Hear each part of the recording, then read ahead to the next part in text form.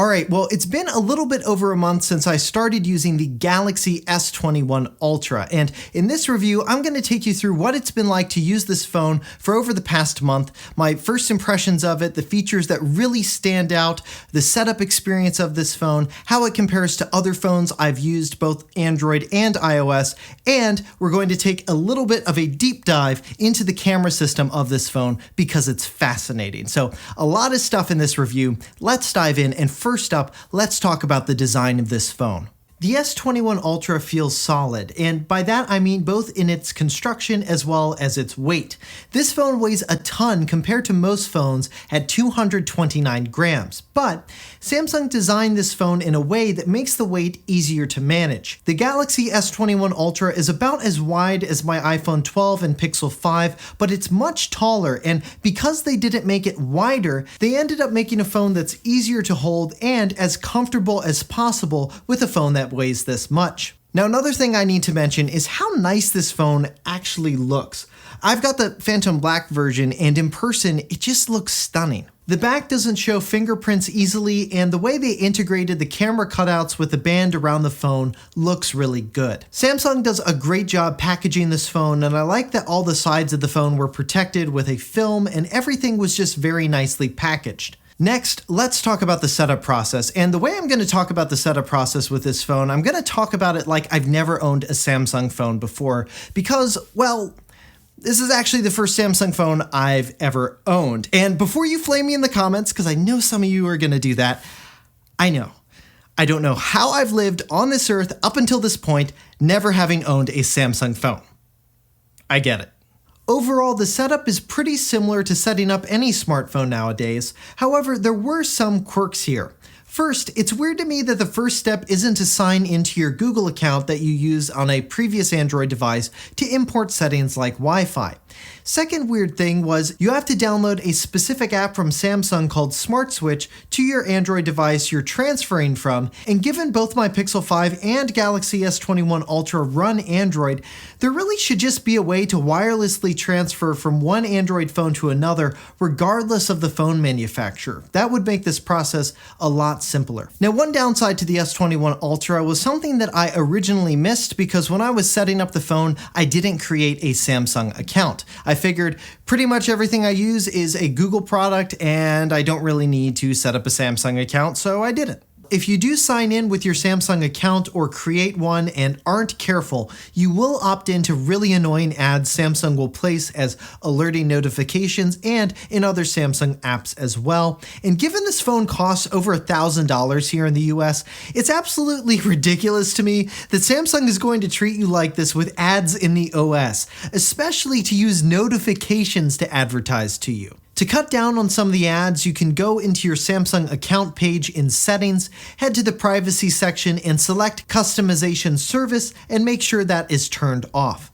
You also need to be careful the first time you open up some Samsung apps. There will be additional toggles for ad personalization services you'll need to make sure that are unchecked in those apps if you want to try and limit ads appearing in the OS. Alright, so now that we've talked about the initial setup of the phone, now let's talk about some of my impressions of the S21 Ultra after using it for over a month. The first thing you really notice about this phone when using it is the screen and that motion smoothness. This is hands down one of the best screens I've ever used on any smartphone. The 120Hz display makes everything feel crisp and fast. Samsung's One UI animations let the high refresh display be the real star. Apps load very quickly thanks to the phone's processor as well as its support for Wi-Fi 6, and the processor is able to handle pretty much everything I've been able to throw at it in daily use. The battery life for me has also been good. Even with the 120Hz display on, I'm still getting almost 7 hours of screen time on a full charge, and the battery can easily last me all day in normal use. The haptics on this phone are another hardware feature that really stand out to me. They're quite good, they can go from really subtle to really intense, and overall I think Samsung did a really good job with the haptics on this phone. They're pretty comparable to the experience you get with haptics on an iPhone, although I will say I think my iPhone 12's haptics are just a hair better, and that could be due to the hardware both companies are using, or it could just be the way iOS treats haptics versus Android. The speakers on this phone are adequate. Samsung is using a rear-firing speaker at the bottom of the device and an in-screen speaker towards the top of the phone, which we've seen other phone manufacturers use in the past. They certainly sound loud enough, but as I've found with other phones that have this display speaker technology like the Pixel 5, when you compare them to a phone with regular front-facing speakers like my iPhone 12, the sound produced from the iPhone 12 just sounds more clear. Another thing I like about this phone is all the tweaks you can make to the display. One of those features I quite like is called Eye Comfort Shield. It changes the color temperature of the display throughout the day to make it easier on your eyes, especially towards the evening hours. So it'll be more of a daylight blue color during the day, and the screen will turn more amber in the evening before you go to bed. While I do wish the phone had an ambient light color temperature sensor that other phone manufacturers like Apple use, I think the Eye Shield feature still gets at what you ideally want in a phone screen: less blue light in the evening. You can even change the color temperature of the display yourself if you want, and you can put it on a schedule, which is something I do because I feel the automatic mode doesn't turn the display amber enough to my liking. Now, one question you may have, especially if you've watched a lot of videos on our channel, especially the ones around Pixel and Android devices, is which UI do I like better? Samsung's One UI or the straight from Google Pixel launcher version of Android? And I have to say, I still prefer the Pixel launcher of Android just a hair better than Samsung's. Overall, I think Samsung's One UI is pretty good, and I haven't found very many things that I dislike about it compared to the stock Android experience you get on a Pixel, except that I wish it had Google Assistant call screen and the Hold For Me features, which are available on Pixel phones as exclusive features. Also, Samsung's One UI oddly omits focus mode scheduling, which is something I rely on to help keep me out of distracting apps at night, and it's baked into the Android OS, so I'm not sure why it's not in Samsung's OS. Now, the only thing I truly dislike about Samsung's One UI is the app drawer. I'm so used to Google's implementation, which is a big list you scroll through and you can do so quickly.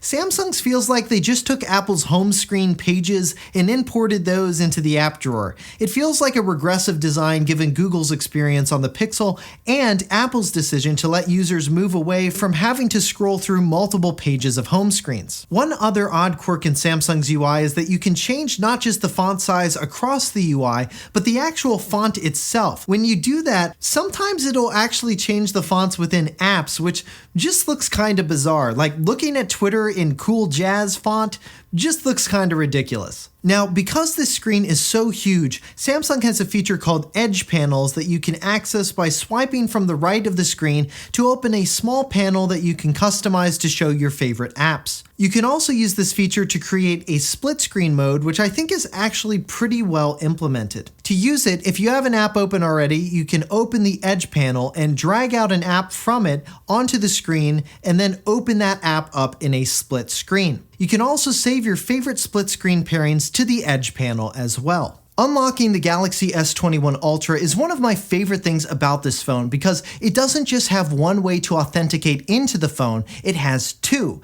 an under-display biometric fingerprint sensor and it has Face Unlock. The under-display fingerprint sensor in my testing is quite reliable so long as you have a good fingerprint scan when you first set up this feature. If you don't, you'll need to rescan all the parts of your finger, and I found I had to do this for one or two of my fingers and then it worked much better. The Face Unlock is surprisingly fast on the S21 Ultra given Samsung is just using their front-facing camera to accomplish this, and it feels just as fast as Google's Face Unlock on my previous Pixel 4 XL. Now, I doubt it's as secure as the Face Unlock technology that Google and Apple have used, which use facial depth sensors, but for most people, I think it's going to be fine. And I have to say, having two authentication methods in a phone has been a game changer for me as I've used this phone over the past month. Sometimes I'm just around the house and I want to surf the web, I pick up the phone, and before I even get a chance to put my thumb on the fingerprint sensor, the phone already unlocks with Face Unlock. It's really fast, and just a great experience. And then there are other times where I'm out and about, I'm wearing a mask or sunglasses or something else is obstructing my face, like maybe a hat with a low brow, etc. And for those situations, you get the fingerprint sensor, which still gives you a pretty quick way to authenticate into your phone, especially when you compare it to having to type in a passcode. Another weird Samsung quirky thing with this phone is Bixby. In my usage of Bixby so far, it's actually fine. It sounds a bit more robotic than the Google Assistant or Siri, but it's fine. But here's the thing, if you're like me, you probably already have Google Assistant speakers around your home and you want to use the Google Assistant as the primary assistant on this phone. And by default, Samsung doesn't actually allow you to remap the double pressing the power button to launch the Google Assistant. However, there is a workaround. You can just download the Bixby Button Assistant Remapper APK, which I'll link below in the video description. Install that and then open Advanced Settings, Side Key, and then under double press, select Open App, and then select the Bixby Button Assistant Remapper as the app, and boom. Now when you double press the power button, the Google Assistant will launch. Another thing that's nice about Android compared to iOS is that you really can customize this phone to your liking. So, for example, say you're a Google fanboy, you really like Google's Pixel launcher and what they do with the software on Pixel phones, but you just really like Samsung's hardware better.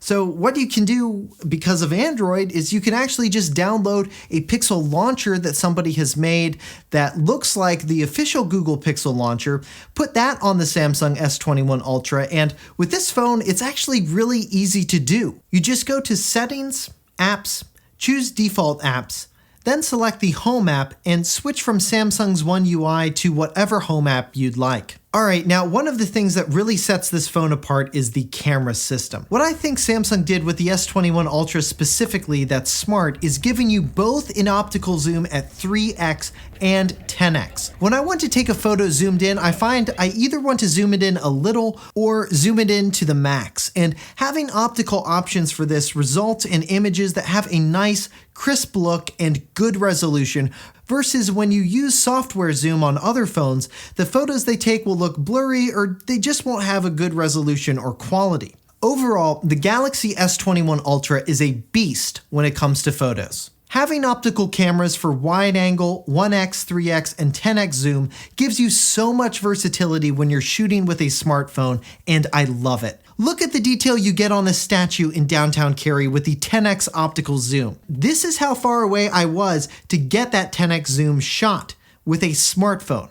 Yes, that is how good the 10x zoom camera is on this phone. Now, the phone has a super zoom feature, which is a neat party trick to me, but it's not something I've found to be very practical yet. Another feature I didn't even notice was on this phone until the phone prompted me was to shoot in full 3:4 high resolution at 108 megapixels, and the images that this mode produces are just stunning coming from a smartphone in terms of how much you can crop in on the photo and still have a detailed, usable image. When comparing the Galaxy S21 Ultra's photos to my iPhone 12 and Pixel 5s, and yes, this isn't a perfect comparison because the iPhone 12 Pro Max would produce even better images, so just take that into account.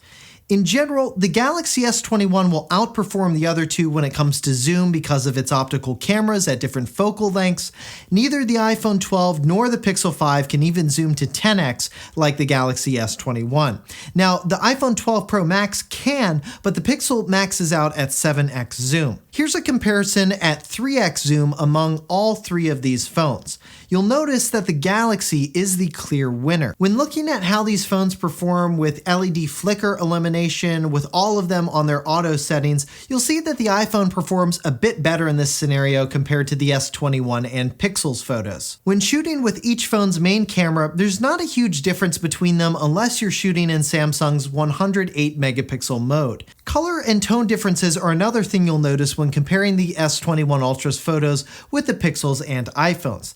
The iPhone photos tend to be a bit brighter and tint to a more green and slightly warmer tone, where the Pixels photos have a slight magenta tint and overall cooler cast, and I'd say the S21s are right around in the middle. The same is true for the selfies each phone produces. The iPhones tend to look a bit warmer and overall have a nice bright look to them. The Pixels, for whatever reason here in our test shot, just looks horrendous with whatever it's done to the highlights and shadows around my shirt. And then the Galaxy selfie photo, it's good.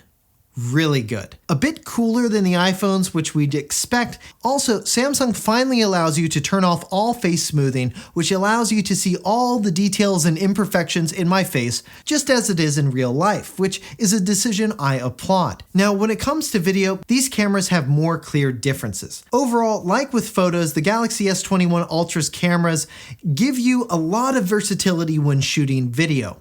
While the main camera sensor at 1x produces the best looking footage in my opinion, the other cameras aren't that far behind and produce some pretty decent usable footage, which gives you options for the story you want to tell through the shots you capture. They also give you footage that you're just not going to get with other phones at this price. Even the iPhone 12 Max won't give you 10x zoom optical for video footage. When comparing the video footage the S21 Ultra produces to other phones like my iPhone 12 and Pixel 5, again, not the perfect comparison because the iPhone 12 Pro Max's footage would be a bit higher quality. With all the phones on default settings and not using any super steady or any other stabilization mode, overall there's a recurrent theme when you compare and contrast the video from these three phones.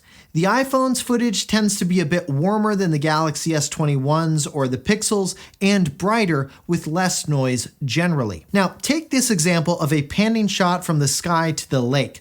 Both the S21 and the Pixel produce more noise in the shot compared to the iPhone. In another comparison with this panning shot in front of an old house, the iPhone has a bit less noise and produces a brighter image.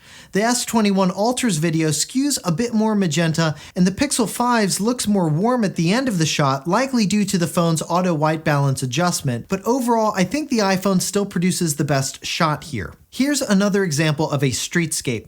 The iPhone and S21 Ultra's footage are pretty similar here. I think the iPhone's footage is just a hair better, and then the Pixel 5's footage is just bad. Like, you might not see it when you're watching it on a phone screen, but when you zoom in or view this footage on a larger screen like on my iMac, it looks like they applied a cartoon filter to the footage. It just looks odd. Overall, I think in general, the iPhone's video quality is just a hair better than the S21 Ultra's, but the Ultra gives you way more options when composing your shots with the multiple cameras at different zoom lengths, and you can even shoot in 8K if you need it. So all of those things combined make the S21 Ultra a just really great choice for a video and still photography phone camera. Alright, so those are my thoughts on the Samsung Galaxy S21 Ultra after using it for more than a month. The hardware on this phone is good. Really good. It feels like a premium phone, and while Samsung's decision to litter their apps with ads and try to get users to opt into ad personalization is disappointing, it's easy enough to work around. Really, that's been my main gripe with this phone, which tells you something. It's a really well executed product. Now, for me personally, will this be a phone that I carry around with me always? No, probably not. And while I found that I actually really like the display size and screen of this phone while I'm around the home, reading articles on it, browsing social media, on the flip side, when I'm out and about, I found that just the size of this phone is kind of cumbersome. Fitting it in my pocket, it just feels very large and weighty, and I find that I prefer a phone that's a little bit slimmer in its design for when I'm walking out and about. So I'd probably gravitate towards a Galaxy S21 or S21 Plus. But if you go with one of those phones, then you do miss out on the fantastic camera system of the Ultra. So it really depends on how much you weight having one of the best video and still photography cameras for a phone this year that you can probably buy versus having a phone that's a little bit more manageable to put in a pocket and have with you while you're out and about. Overall, I think this is a great choice for people who like big screen phones or want one of, if not the best camera systems to date on a phone in 2021. Well, I hope you found this video helpful and informative, and if you did and liked it, make sure you hit that thumbs up button below, and if you have any questions at all about the Samsung Galaxy S21 Ultra, make sure to leave them in a comment below. If you'd like to see more reviews like this one on Samsung, Google, and other tech products, make sure you subscribe to the channel. Well, that's going to do it for me. For 6 months later, I'm Josh Tedder. Thanks for watching.